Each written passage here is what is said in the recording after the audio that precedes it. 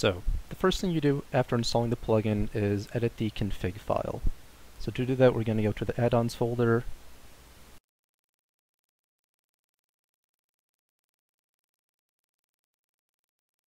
and edit our config.py file. So effectively, this is just a bunch of Python dictionaries.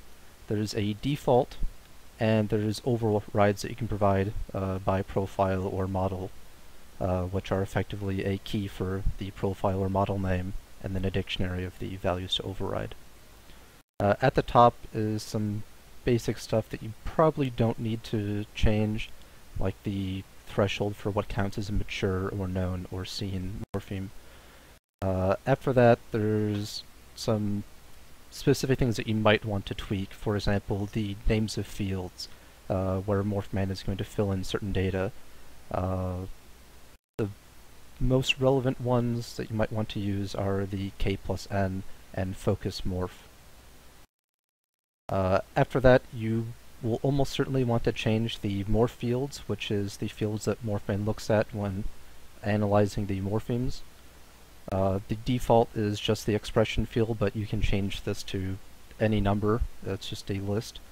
So if you have your card use kanji or sentence or something else, you can change that appropriately.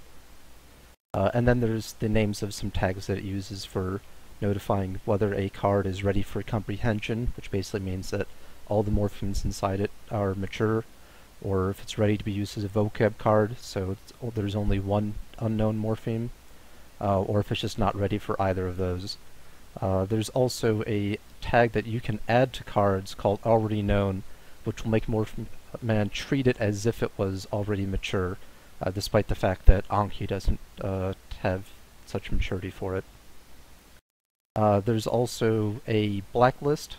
The default is for punctuation and unknown, which is probably going to be English or things that MCAB wasn't able to parse. And the batch media player is by default going to try playing a video field, and if that doesn't exist, then it'll try playing a sound field. So as you can see, my config for this temporary collection is set to enabled or set to disabled by default, and then for two different types of models I have it enabled. And if you look at my Anki deck page, you can see that it's by default going to skip a handful of random junk that's not appropriate.